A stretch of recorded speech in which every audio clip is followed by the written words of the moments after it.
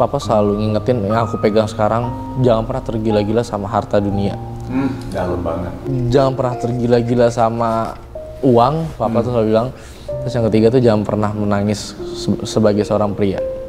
Papa bilang gini, udah saatnya Papa pergi.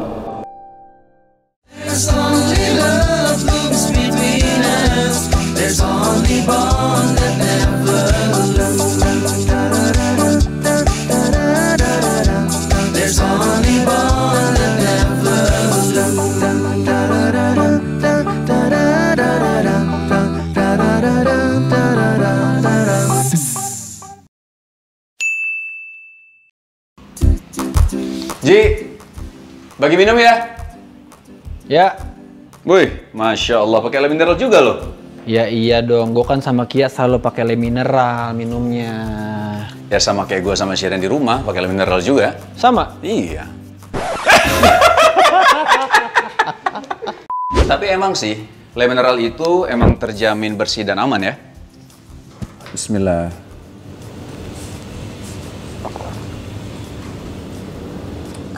Masya Allah. Alhamdulillah segernya le mineral itu memang beda ya. Enak kan, seger kan? Iya, berasa enteng di badan, jadi pengen minum terus. Ya. Gue pilih le mineral memang karena bersih dan aman, Ji. Nih, gue buktiin. Kalau gue miringin kayak gini, airnya nggak ada yang rembes sama sekali. Tuh, tangan gue tetap kering kan? Kalau kayak gini, artinya tutupnya tuh rapet banget. Jadi dijamin deh, bebas dari kontaminasi virus dan bakteri. Jadi, kualitas air di dalamnya juga tetap aman dan terjaga. Itulah salah satu alasan gue dan Shiren kenapa selalu konsumsi le mineral. Karena tutupnya rapat dan kedap udara. Beda sama galon lama gue yang dulu. Kalau galon gue yang lama, itu kalau dimiringin, rembes, Ji. Jadi serem, Ji. Virus sama bakteri yang ada di luar itu jadi masuk ke dalam. Iya, betul. Galon le mineral emang rasanya enak dan seger banget. Udah gitu, kemasannya lebih aman. Thank you, Ji ya. Yaudah, lanjut meeting yuk. Mentang-mentang udah minum le mineral, semangat banget. Tar dulu lah, sejam lagi. Lama. Ya udah, nanti lo nyusul ya. Iya, boleh. Freddy Budiman bukanlah bandar narkoba biasa. Dia merupakan gembong narkoba yang sempat membuat Kementerian Hukum dan HAM kewalahan. Freddy Budiman menyampaikan permintaan terakhir jelang eksekusinya. Freddy Budiman dimakamkan hari ini di Surabaya, Jawa Timur. Pemakaman dihadiri ratusan pelayat yang telah menunggu di rumah. Bismillahirrahmanirrahim. Dek, apa kabar? Semoga Allah selalu menjaga dan melindungi Dedek selalu. Dan Papa pesan supaya Dedek selalu ingat Allah. Jadi anak yang dewasa, nurut ama ortu, juga Mama Lolo, dan Papa Kian yang selama ini merawat juga membesarkan Dedek. Insya Allah Dedek kuliah tahun ini, dan saran Papa dengan keadaan Papa yang begini, Dedek banyak-banyak tukar pikiran dengan Koko Ham, juga minta pendapat Mama Lolo, dan minta keputusan dan petunjuk dari Allah buat masa depan Dedek. Karena Papa hanya bisa bantu doa dan support agar Dedek jadi orang dan jadi anak yang soleh buat Allah dan agama. Perbanyak istighfar dan zikir utamanya La ilaha illallah, buat hati kita tenang dan dilembutkan. Jangan marah Dedek ya. Papa ajarin doa setiap selesai sholat dibaca ya. Doa mohon diterima amal. Rabbana taqabbal minna innakas samiul alim. Doa akhir sholat. Allahumma inni zikrika wa syukrika wa husni ibadatik. Sudah dulu ya anakku. Kerjakan apa yang Papa katakan. Insya Allah berguna buat masa depan Dedek. Amin ya Rabbal Alamin. Papa yang selalu sayang dan cinta Dedek.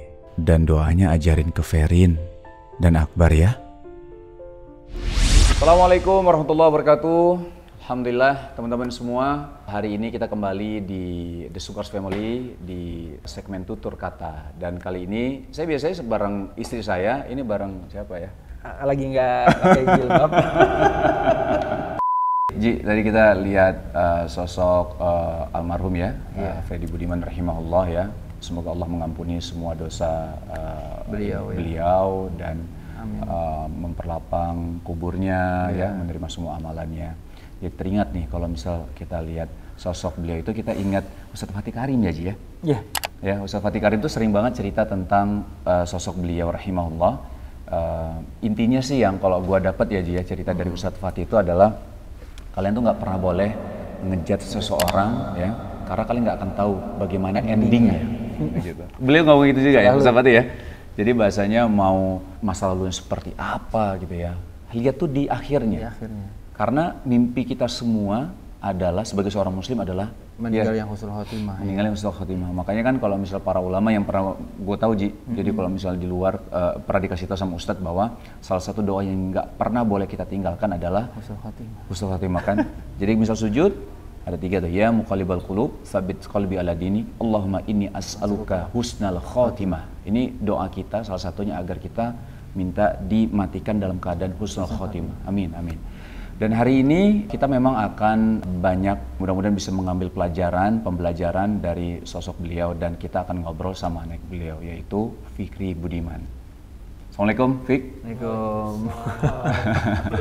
Ini Masya Allah nih Fikri dari Bandung langsung dari ke Bandung. sini. Jauh-jauh pengen ngobrol bareng kita sama teman-teman di rumah juga. Fikri, kalau misalnya kita ngobrol ya soal papa, Fikri panggilnya papa ya? Panggilnya papa. Fikri tuh kalau ngelihat sosok papa tuh gimana sih? Bayangan aku sih kalau ngeliat sosok papa tuh sosok ayah yang tegas, baik, perhatian. Oh perhatian, Masya Allah ya? Cukup sampai itu sih sebenarnya. Kalau misalnya bayangan tentang papa sih cukup sampai situ. Masya Allah. Sosok yang seperti itu. Tegasnya sih yang benar-benar tegas banget sih papa tuh. Contohnya gimana misalnya? Kan tegas tuh sama galak tuh kan agak-agak beda-beda tipis kan? ya. Cuma kalau tegas tuh papa jadi apapun yang harus aku lakukan harus on time. Papa tuh concern banget sama pendidikan aku. Oh gitu. Dulu tuh pas di Bangka Belitung, jadi setiap sekolah itu ada PR nggak ada, ayo kerja langsung. Gitu nggak boleh tuh kayak dientar-entar. Gitu. Makan pun harus makan tuh makan nggak boleh. Ada jam makan maksudnya gitu? Enggak, bukan. Tata tata cara makan. Oh, table manner harus makan jangan. Jadi makan tuh nggak boleh sambil nonton TV. Oh gitu. Itu nggak boleh. Jadi makan gitu, nggak boleh sambil main HP tuh nggak boleh. Sebenarnya itu yang benar Ji. Kayak gitu. Iya betul. Kalau kita kan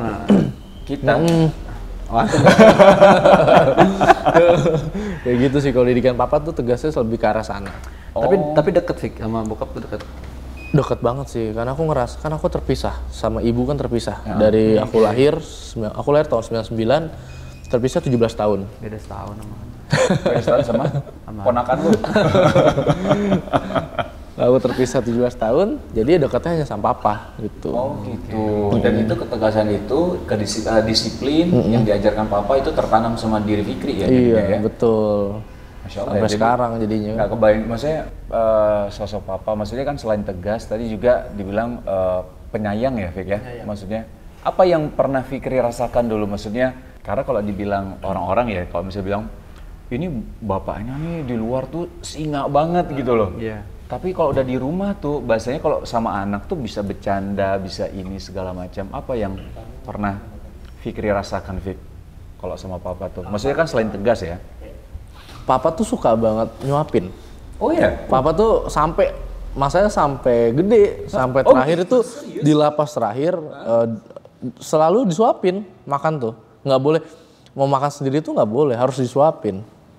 Papa tuh seperti itu kurang lebih. Waktu di lapas ceritanya gimana? Maksudnya Fikri nggak kikuk kah? Maksudnya udah gede Karena gitu? posisinya kan udah umur 17 tahun. Iya, 17 maksudnya belum. masih Ya masih 14-15 cuma udah gede. Jadi kayak lagi rame kan lagi kondisi di dalam lapas gitu kan.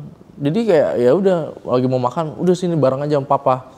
Jadi udah beli 2 porsi. Jadi makan bareng. 1 porsi habisin, baru 1 porsi lagi habisin berdua.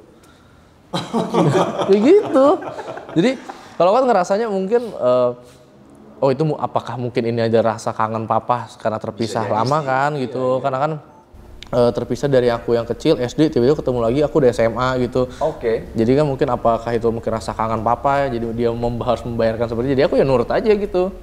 Oke, jadi Fikri waktu kecil itu kan bareng papa. Iya, bareng Papa. Betul ya? Bareng Dari Papa. kecil bareng papa sampai Sampai tahun 2008. 2008 berarti Fikri itu Kelas udah 4 SD. kelas 4 SD. Kelas 4 Habis itu SD. terpisah. Terpisah sampai ketemu lagi aku di tahun 2013. 2013. 2013 Fikri SMA. SMA berarti Baru ya? mau masuk SMA tuh. Itu ketemu.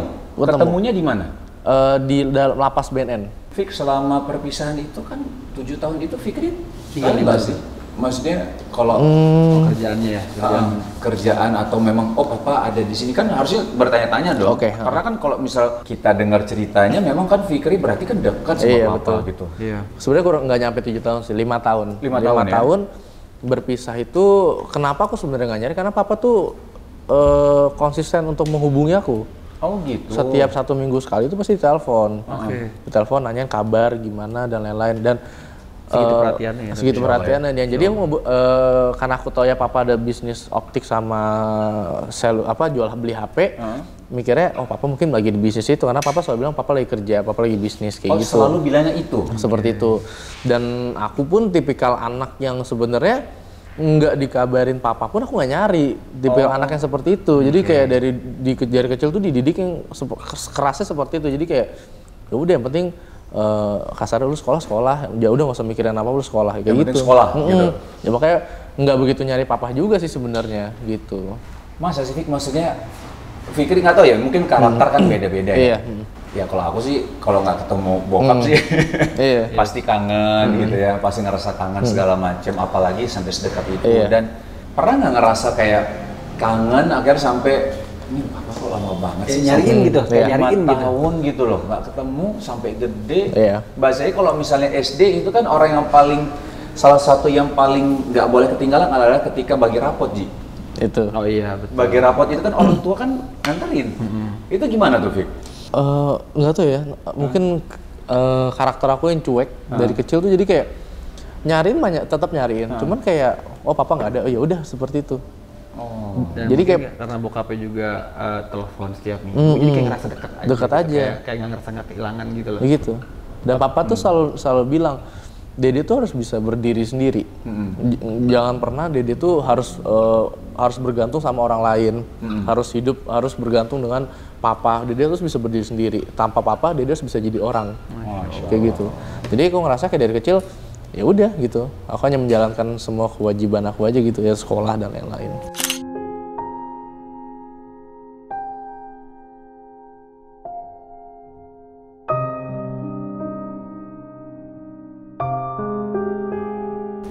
Jadi pas pertama kali tahu tiba-tiba bokap tuh ternyata di dalam gitu. Itu gimana? Momennya itu sebenarnya di tahun 2012, momen yang harusnya bahagia, tapi malah menjadi momen yang menghancurkan menurut aku karena waktu itu posisinya lagi Lebaran. Oh ya Allah. Lagi Lebaran, Iya. kita hal yang sering kita lakukan itu adalah kumpul keluarga di kampung di Surabaya, rumah nenek. Oh, rumah nenek. Rumah nenek itu Surabaya. Kumpul ya semua keluarga papa kan ada 5 bersaudara ya 5-5-nya itu. Habis sholat maghrib kita makan ke salah satu restoran Chinese food di Surabaya. Meja bulat, kita kumpul semua, di atas aku tuh TV. Lagi makan. Biasa happy aja, tiba-tiba news anchor yang ada di TV ya beritanya tentang papa. Kasus Freddy Budiman, narkoba dan lain-lain. Aku langsung diem sih posisinya, langsung diem. Langsung percaya? Langsung nengok ke atas sih, langsung lihat ke atas. Ada? Nggak mungkin. Awalnya kayak Hoax atau apa kok gitu? kayak maksudnya Freddy Budiman kayak namanya kayak nggak asing gitu ya, pas ngelihat muncul foto papa. Di situ sih nggak langsung ngecek nih bener papa ngelakuin hal ini atau enggak, tapi ternyata selama ini papa bandar gitu. Aku langsung ke kamar mandi, cuci muka, nahan nangis di situ. Terus tapi posisi keluarga tuh langsung riuh, yang tua-tua ya, nenek, tante, mulai karena yang tahu tuh hanya mereka. Kalau papa tuh sebenarnya selama ini mereka bandar. tahu. Mereka tahu. Oke. Tapi mereka menutupi Iya. karena alasannya karena mental dan lain-lain.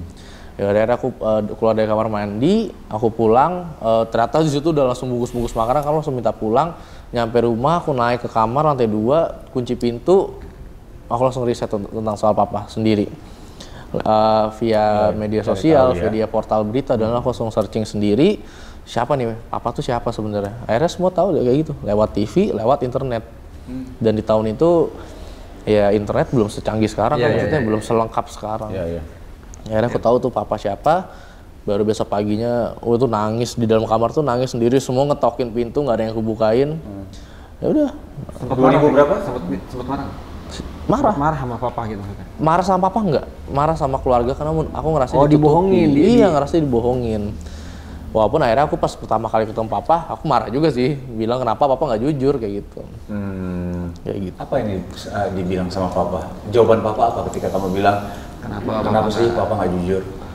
Aku tuh ngomong kan sambil nangis ya, kenapa papa nggak jujur gitu. Papa cuma jawab gini, karena papa nggak mau Dede tuh kayak papa.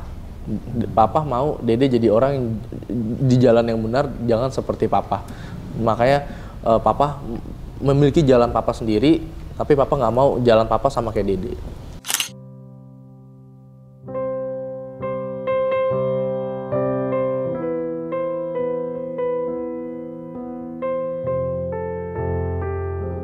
Fikri ketika disampaikan papa seperti Nangis. itu, nangis Aja udah nggak bisa ngomong apa-apa lagi. Nggak bisa ngomong apa-apa lagi. Dan di tahun itu berarti 2000 berapa? 13. 13 maksudnya baru tahu semuanya. Baru tahu. 2012. 2012 ya.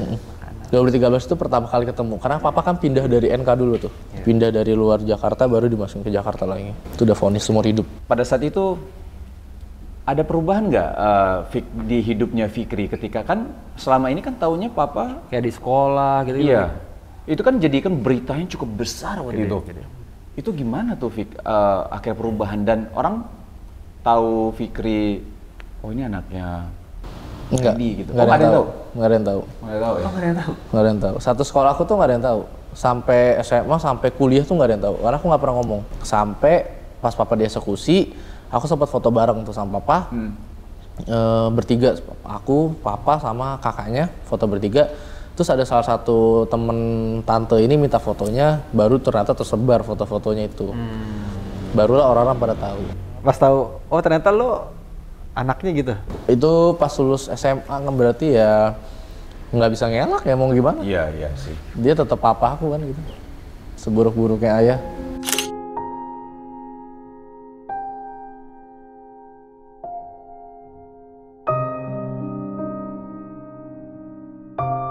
Kalau teman-teman biasa tanggapannya apa? Kan Biasanya selama ini dia nggak tahu kan? Pasti kaget sih, Kaget cuman ya? nggak pernah nyari tahu sih sebenarnya gimana, cuman pasti ya mungkin jadi Kalau temen juga, hah? gimana gua nggak ngerti itu bayangannya gimana ya. Nah Fikri kan pasti ada sahabat dong di Ada. SMA. Pasti kan sahabat Fikri tahu nggak atau emang udah tahu? Dia tahu karena berita itu, karena foto tersebar, tapi nggak pernah nanya. Oh mungkin jaga Tetap- perasaan Fikri juga Mungkin kali ya? tetap ngomong biasa. Akhirnya tapi aku sempat nanya sih, setelah berapa tahun, gimana pas lu tahu gue tuh seperti ini katanya. Ya nggak ada masalah sih, karena gue ngeliatnya lu orang baik kayak gitu sih kurang lebih. Wah keren sih. Maksudnya tetap, lo bagaimanapun juga lo sahabat gue, gitu kan. Fik, itu 2013, artinya kan Fikri tahu akhirnya papa di dalam sel gitu ya. Nah setelah itu, Fikri udah tahu belum kalau papa dijatuhi hukumannya? Hukumannya kan kita tuh sampai akhirnya poinnya tuh papa dijatuhi hukuman mati kan Fik? Itu taunya pada saat kapan Fik? Tahu sebenarnya dari awal udah tahu. Oh udah tahu dari awal 2013? Dari awal 2013 tuh tahunya seumur hidup dulu. Seumur hidup dulu. Seumur hidup. Oke, Karena papa bilang papa udah nggak bisa keluar lagi gitu. Ya Allah. Aduh. Cuman tapi lupa inget kapan waktunya. Cuma waktu berjalan akhirnya papa ngomong juga sih kayaknya udah nggak bisa nih. Karena papa kan selalu ngajin banding terus kan, ngajin banding biar hukumnya seumur hidup aja gitu. Iya. Cuman ditolak terus. Akhirnya ya udah secara tiba-tiba harus hukuman mati. Tiba-tiba harus pindah ke Gunung Sindur. Dari Gunung Sindur itu sebenarnya aku udah punya firasat papa akan dihukum mati dari lapas Cipinang. Gimana Fik perasaan Fikri? Ketika dibilang papa dijatuhi hukuman mati, gimana perasaan Fikri? Ya udah nggak bisa, ini sih aku nggak bisa mendeskripsikan perasaan aku tuh gimana, kayak ya semuanya jadi satu aja. Satu kayak nggak percaya, yang kedua lebih ke mikir sih dari kenapa harus seperti itu kenapa harus saya gitu yang menerima posisi ini gitu. Oh sempat kayak gitu Sempat mikir itu, dari sekian banyak manusia kenapa gue? Tuhan memilih gue akhirnya gitu. Sempat kefikirkan itu aja sih. Itu siapa yang nguatin? Jujur nggak ada satu orang pun. Nggak ada? Nggak ada. Keluarga masa? Iya maksudnya keluarga tuh hanya karena mungkin sama-sama posisinya sama di posisi yang sama. Oh yang sama ya, maksudnya pasti kehilangannya Kehilangannya sama, jadi semuanya menggunakan caranya masing-masing untuk self healing. Gitu. Kalau aku jujur aku lebih ke sendiri, nggak pernah ngerasa ada diobati sama orang lain. Apa sih kekuatan apa sih yang bikin lo tuh gue harus kuat nih, gue harus ikhlas, gue harus tabah nih. Kalau setelah papa dieksekusi sih semua ceramah papa sih yang bikin aku kuat. Oh gitu. Semua ceramah papa. Jadi sempat jadi penceramah bahkan gitu maksudnya. Iya maksudnya kan aku punya waktu 3 hari terakhir. Oh gitu. Okay. 3 hari terakhir ya kayak semua papa ngomong banyak kan tuh yang nguatin diri aku kan. Akhirnya gimana caranya harus kuat akhirnya. Fik, kan akhirnya Fikri kan tahu kan bahwa papa dijatuhi hukuman mati. Itu intensitas Fikri ketemu sama papa itu banyak atau sedikit atau Dibatasi. Iya, itu gimana?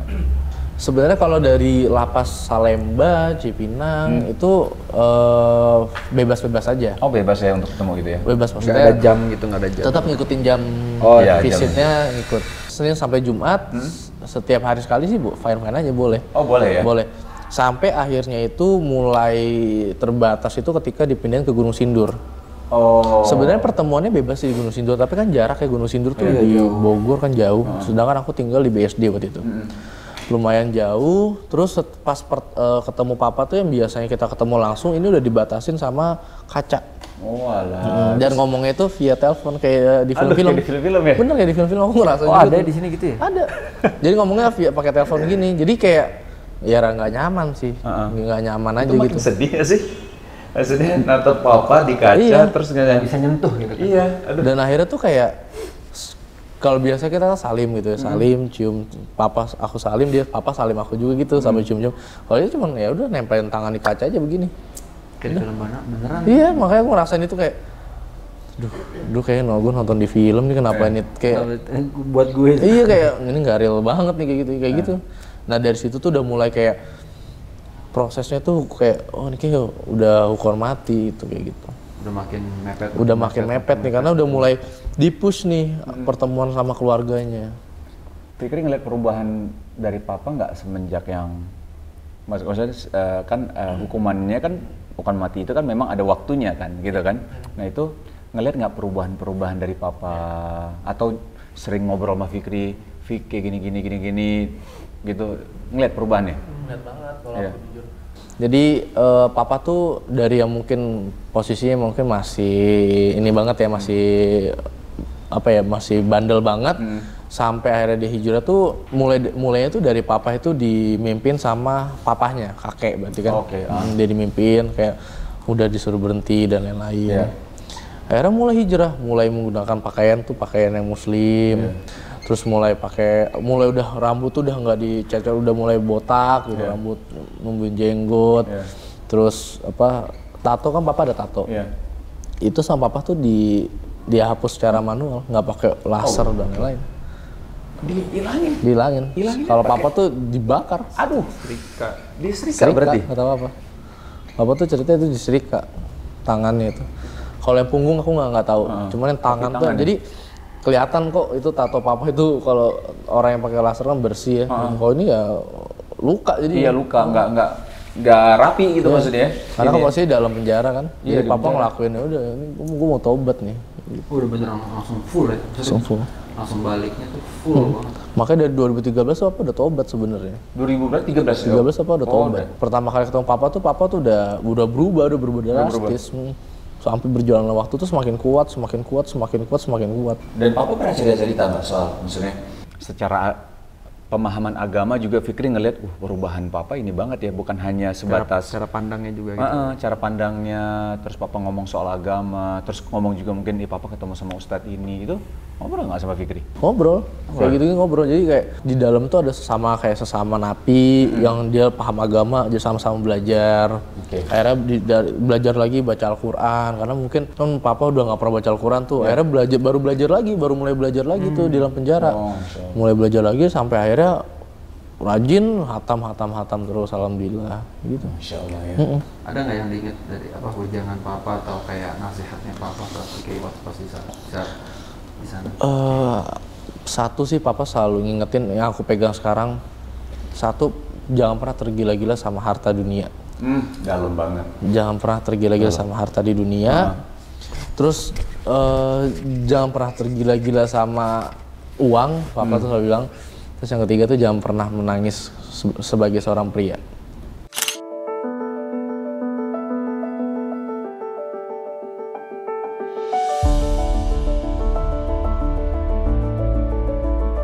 Itu sih yang selalu aku pegang dari sekian banyak ujangan ya. Iya. Yang diingat itu ya. Yang diingat sih itu.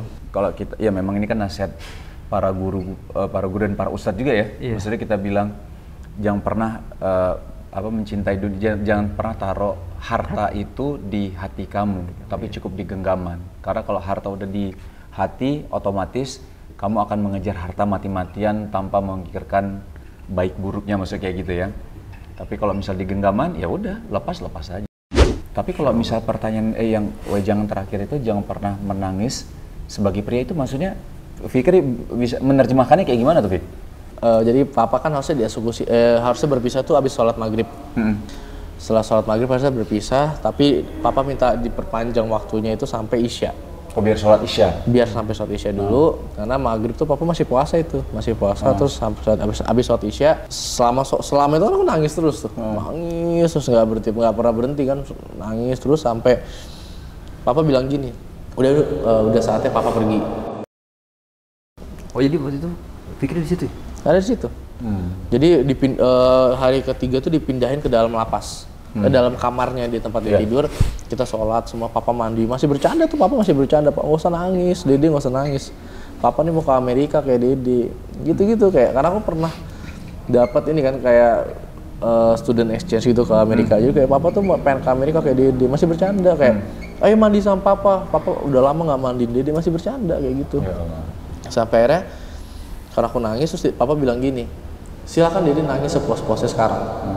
Tapi Dede harus janji sama papa, ketika papa sudah tidak ada, ketika papa sudah pergi, jangan pernah ngeluarin air mata lagi. Kurang lebih seperti itu. Itu lebih untuk memperkuat ini ya? Mental ya? Jadi hal-hal yang kayak gitu tuh yang bikin aku kayak, oh gue kuat nih, ngadepinnya kayak gitu.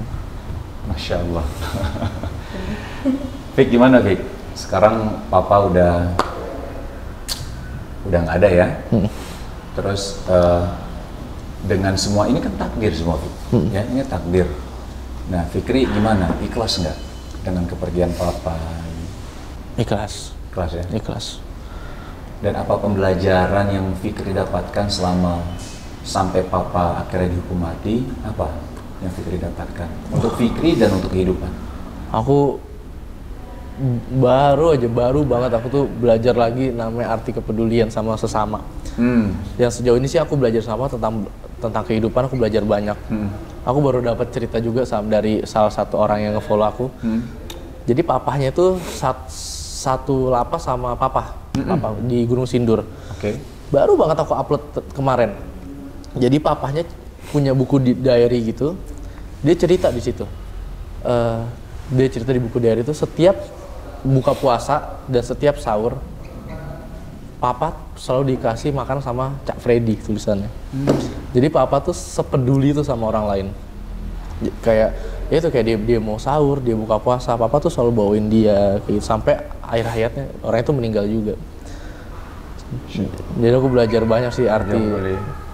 Banyak, maksudnya belajar. Maksudnya itu dari tulisan si Cak yang satu lapas sama papa kamu ya? Dia bikin diary gitu, jadi setiap sholat subuh, dan itu buku diary itu sebelum papa dieksekusi, dia udah nyeritain hal itu. Ini juga Papa Irwan kan udah meninggal juga ya? Iya, Masya Allah. Ya, makanya tadi jadi kebayang ini ya? Kelintas banget. Fik, Masya Allah, kuat Insya Allah ya? Ya Masya Allah. Iya. Ini baru soalnya. baru berapa bulan ya, Ji? Belum 2 bulan. Belum 2 bulan ya. Sosok papa itu kan pasti berarti.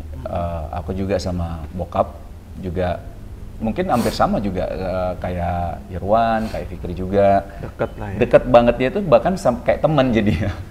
Kayak teman gitu, kayak kan Fikri bilang bercanda apa segala macam itu bokap tuh udah kayak teman banget. Jadi bahasanya kita juga jadi bisa curhat sama papa, apa itu ya, masya Allah Fik, thank you banget ya, udah bisa berbagi di sini ya, cerita dan banyak hal lah, karena bagaimanapun juga pasti ada pembelajaran setiap kisah seseorang gitu ya, termasuk ini yang dari sudut pandang maksudnya dari cerita Fikri. Ini banyak hal yang bisa kami dapatkan juga, dan pastinya untuk teman-teman The Sungkars Family juga pasti banyak pembelajaran ya yang bisa kita dapatkan, baik dari sosok Papa rahimahullah ya, bagaimana Papa, perubahan Papa, bagaimana tadi Fikri cerita seorang Papa tegas tapi juga sangat memanjakan anak. Itu dua hal yang sebenarnya beda banget gitu ya, kontradiktif banget, tapi bisa bersatu di situ tuh masya Allah banget gitu. Dan kita jadi tahu bagaimanapun kerasnya hidup papa di luar, tapi anak tetap, masya Allah ya. Itu udah banyak juga sih dari luar, maksudnya bagaimana kerasnya hidup seseorang di luar, tapi ketika udah di rumah ngelihat anak, ya tetap ini anak gue gitu loh. Fik, thank you banget ya, thank you banget ya. Insya Allah kapan-kapan kalau bisa kita ngobrol-ngobrol lagi ya. By the way Fikri udah bikin YouTube belum sih? Udah ya? Apa namanya? Namanya Fikri Fernanda Budiman. Fikri Fernanda Budiman. Cuman akan aku persingkat lagi kayaknya ya. Jadi di subscribe ya guys ya. Di subscribe nih. Jadi Fikri Fernanda Budiman. Nah ini dia nih. Oke, siap. Fikri, thank you sekali lagi. Terima kasih banyak. Ya, sampai ketemu. Hati-hati juga perjalanan di Bandungnya. Siap. Terima kasih. Teman-teman semua, alhamdulillah selesai sudah acara tutur kata hari ini, dan mudah-mudahan sabar, kuat. Insya Allah nanti kita next kasih tahu ya, mungkin dari kolom komentar teman-teman siapa yang ingin diajak untuk bisa masuk ke segmen tutur kata, kita bisa ngobrol dan bisa mengambil pembelajaran atau ibroh yang dari kisah orang tersebut, insya Allah. Barakallahu fikum, semoga kita ketemu di next episode. Assalamualaikum warahmatullahi wabarakatuh.